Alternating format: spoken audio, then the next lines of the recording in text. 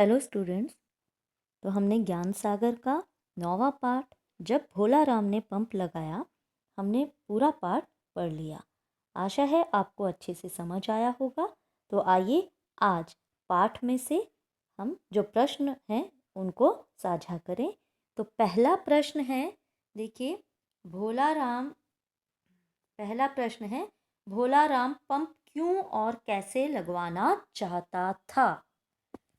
भोला Ram pump क्यों और कैसे लगवाना चाहता था? तो देखिए, भोला राम जो है पंप क्यों और कैसे लगवाना चाहता था? तो भोला राम अपने खेतों भोला राम अपने खेतों की सिंचाई के लिए 5 हॉर्स पावर का पंप बिना सरकारी नियम का उल्लंघन किए हुए लगाना चाहता था। ठीक है, तो ये पहले प्रश्न का उत्तर है। भोलाराम अपने खेतों की सिंचाई के लिए 5 हॉर्स पावर का पंप बिना सरकारी नियमों का उल्लंघन किए हुए लगाना चाहता था।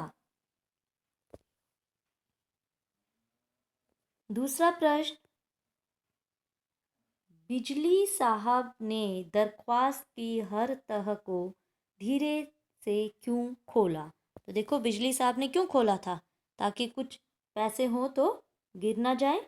तो दूसरे प्रश्न का उत्तर है, देखिए सामने है, जब भोला राम ने बिजली कनेक्शन की दरख्वास्त, दूसरे नंबर पे देखेंगे, जब भोला राम ने बिजली कनेक्शन की दरख्वास्त बिजली साहब को दी तो उन्हें लगा कि भोला राम ने दरख्वास्त की तह में कुछ रुपए रखे होंगे, कहीं रुपए गिर न जाए, इसलिए बिजली साहब ने भोला राम के दरख्वास्त की हर तह को धीरे धीरे से खोला।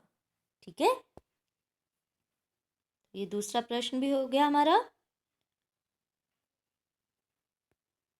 तो अब देखकर गलती नहीं होनी चाहिए। तीसरा प्रश्न, सिंचाई साहब ने नो ऑब्जेक्शन सर्टिफिकेट प्राप्त करने की क्या प्रतिक्रिया बताई?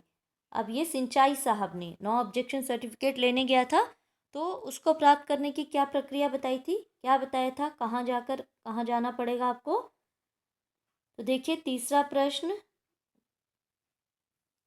सिंचाई साहब ने भोला राम को नो ऑब्जेक्शन सर्टिफिकेट प्राप्त करने की प्रक्रिया बताते हुए कहा कि तुम अपने खेतों की सिंचाई के लिए नदी से पानी खींचोगे।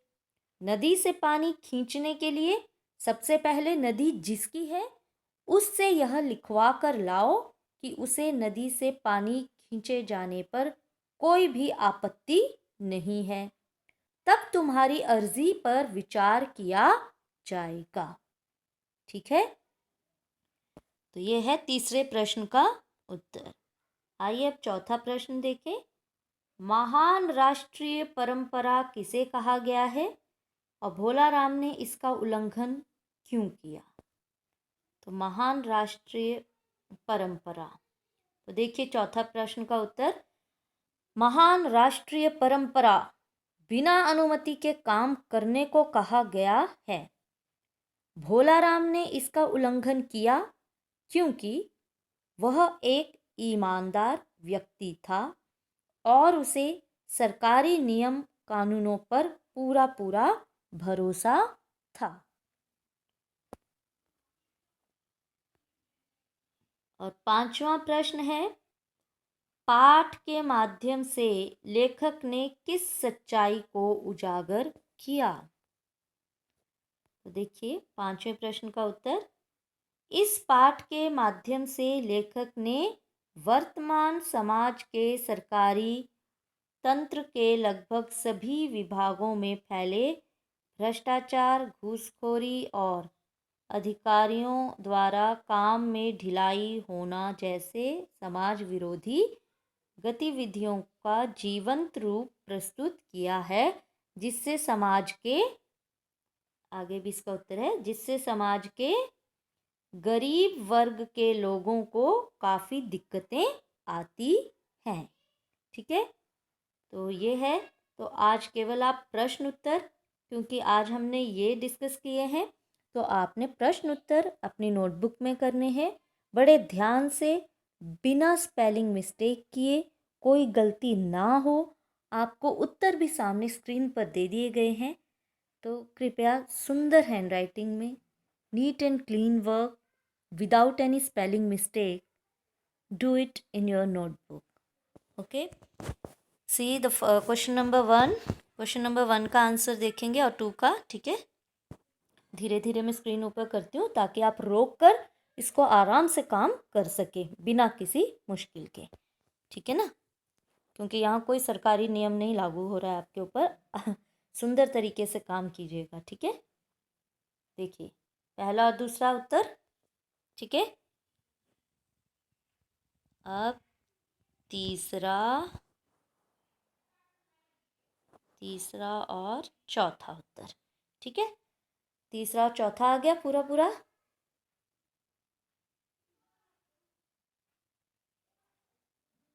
अब इतनी देर में तो स्क्रीन रोक कर आप कर सकते हैं, है ना। फिर उसके बाद पांचवा उत्तर यहाँ देखिएगा और इसके बाद एक पंक्ति और है, ठीक है। ये पांचवा उत्तर है, इसके बाद एक पंक्ति और है। थोड़ा सा रुक जाती हूँ ताकि आप स्क्रीन रोक सकें और काम कर सकें, ठीक है।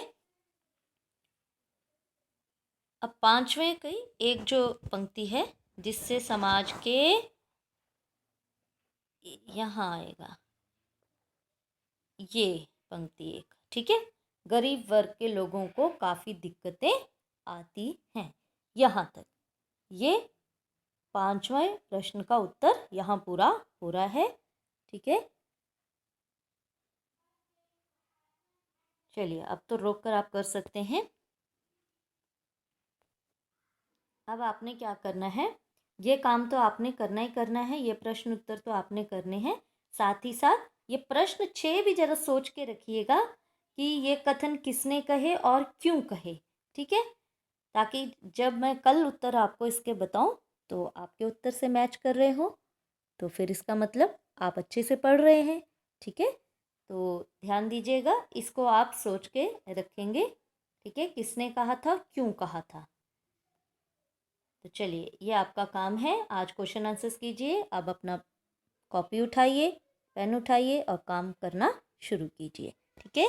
Okay, bye and thank you.